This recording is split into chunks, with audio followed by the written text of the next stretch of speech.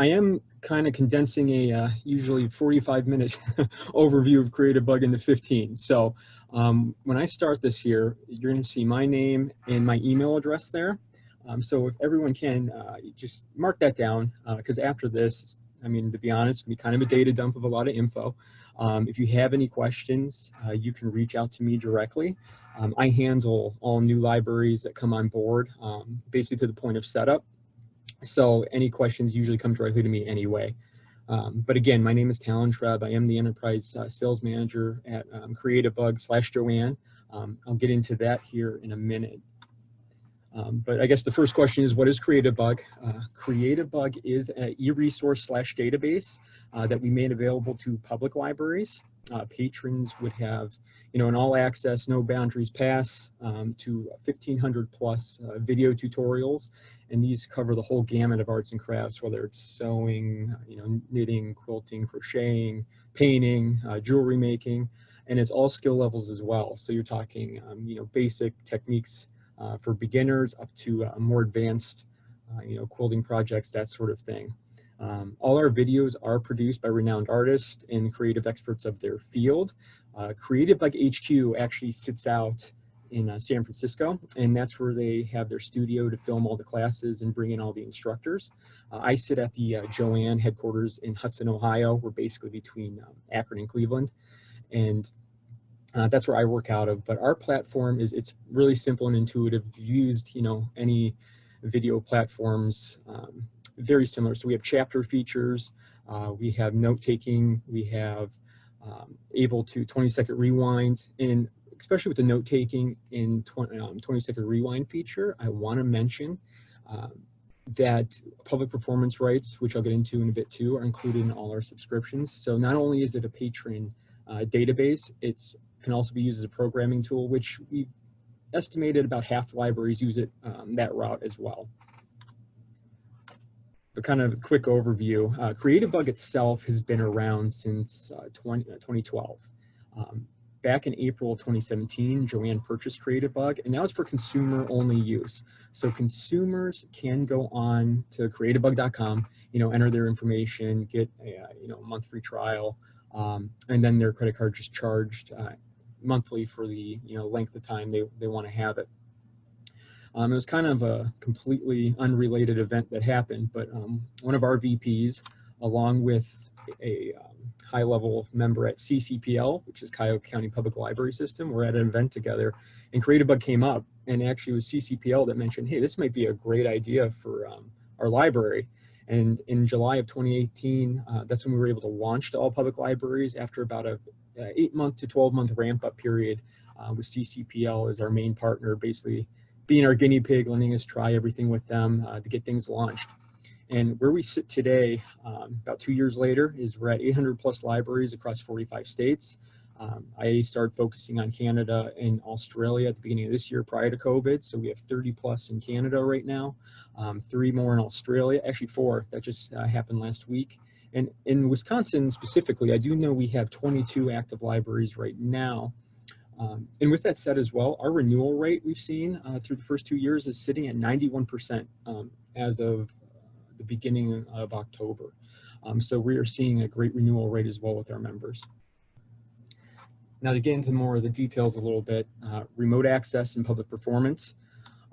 So we build a customized landing page for every library that subscribes. It'll have their logo on it. Alan? Yes. Oh, okay. I'm sorry. I think it might just be my internet. You were fading out, but I think it was just me. Go ahead. Sorry about it. Yeah, just let me, No, you're fine. Let me know.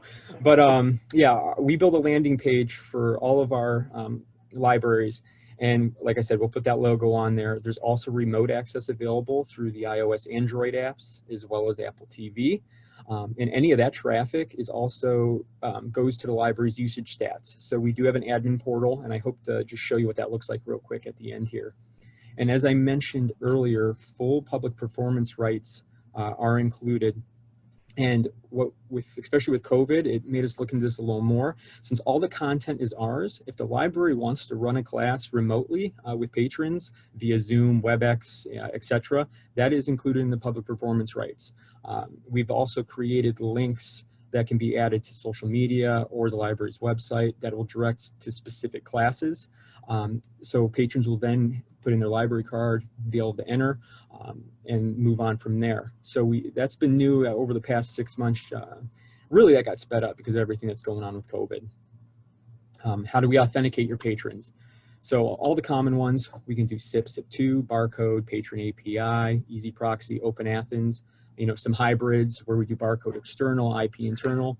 We really haven't come across a library that uses a method that we can't get authenticated for you.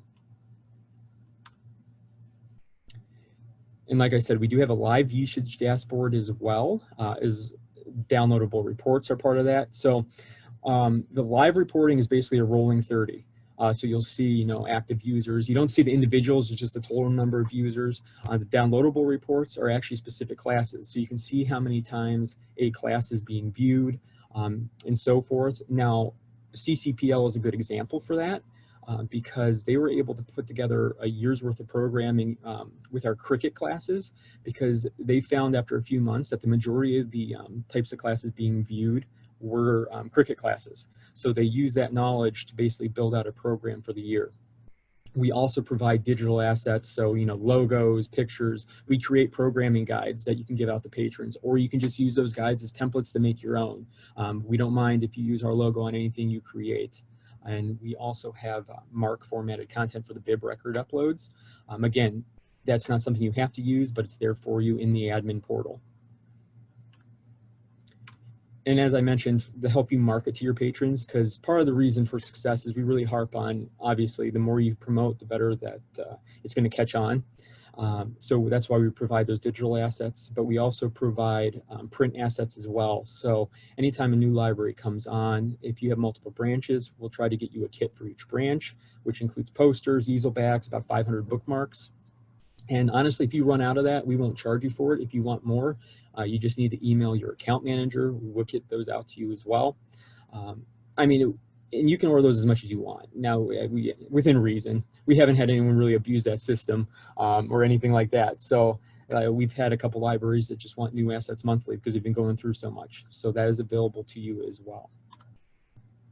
And the last slide before I take you in real quick. Subscribing to CreativeBug, our costs are based on serviceable population. Right now, with everything going on and the uncertainty with a lot of budgets, that sort of thing, we have offered many libraries kind of from now until the end of the year free, which then would put the effective date of the agreement on January 1st. And also, since we are net 90, that would put our payment due date to April 1st, just to provide some flexibility there, considering all the uncertainty that is going on and needing to get into the next fiscal or a lot of things along those lines. Now, what I'm going to do real quick here, the last minutes we have, I'm going to stop my share and then I'm going to bring it back just to jump into another system here.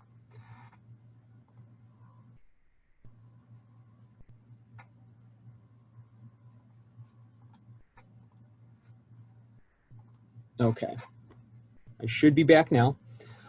Now what I want to show you is what kind of our landing page looks like. So our local library near me is Stowe Monroe Falls Public Library. So I pulled up my login using my library card. So most of our landing pages look identical. Obviously, the individual library's logo would be there on the top left. The CreativeBug is right there. Now we also created an admin login, which is underneath the barcode piece, where if your account manager sends you the admin pages login link and you lose it or something, there's always a quick access point there, as well as our privacy policy and terms and conditions, which are links available right there. So I've entered my library card in PIN, so I'll click login. Now with this, I do want to say one piece real quick. During the first login, it'll prompt the patrons to enter an email address and create a password.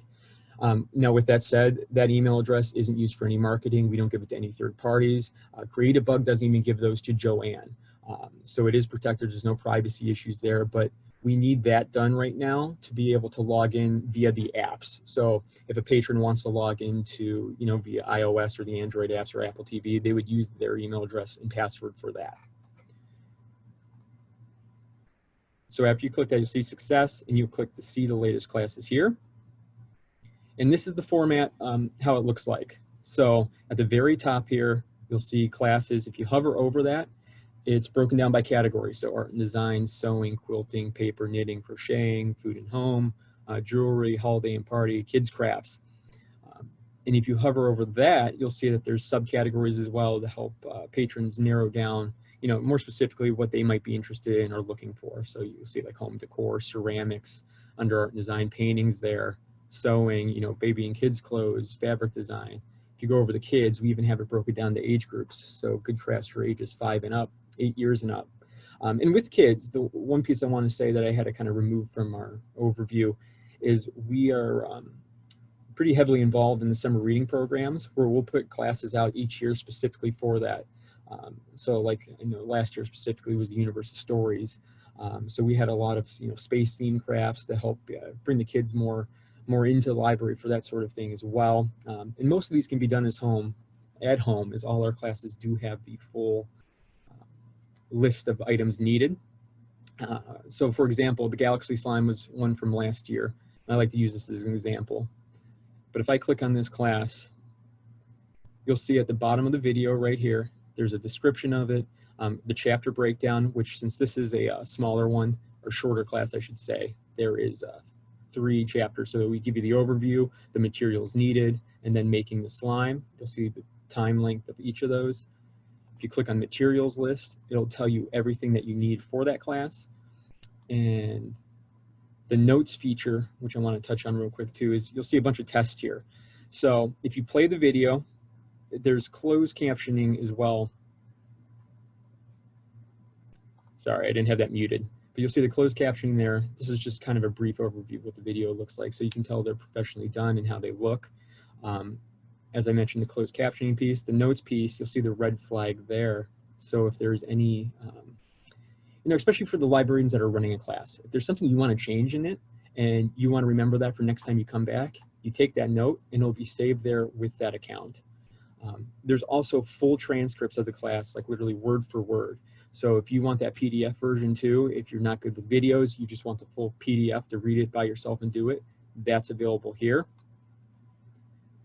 And I got a couple minutes left, so that's kind of what just the basic layout is. And I want to say too, any library that would like a 14-day trial for you and staff, again, email me directly. I can get those out to you. I was going to put it on a slide, but today they are actually changing the login because our old one expired. So I should have that by the end of the day. But if you would like a trial too, please reach out to me directly.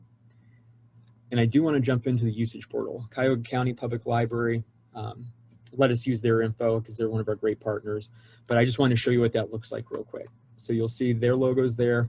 And this is their last 30-day performance, which is always the top piece. So you'll see the hours viewed of classes. You'll see average views, average viewing time. Then at the bottom, you'll have the monthly breakdown. So you'll see the active users for the current month to date of October, new users, and that goes down for the previous, actually since they began. So they began back in 2018 is when that started. So this is considered the dashboard for the admin portal. You see on the top left here, under reports, this is where, log me out. Sorry about that.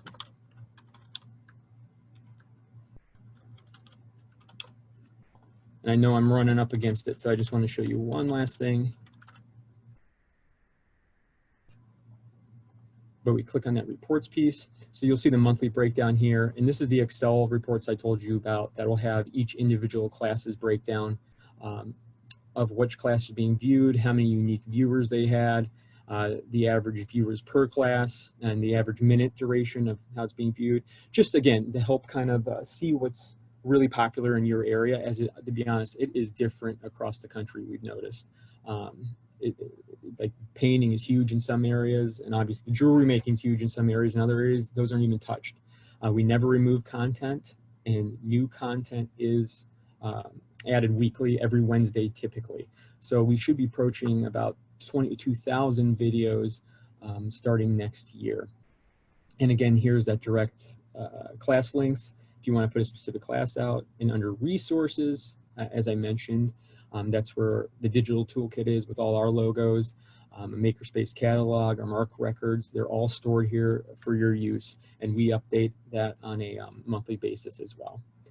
So that takes me right to one. And again, I know I threw a lot at you, but yeah, I'll pass it back to Sarah. So if there's any questions, if we have time, that I can answer. If not, please feel free, like I said, to email me directly or reach out to me directly for pricing, trials, everything. I can get that to you.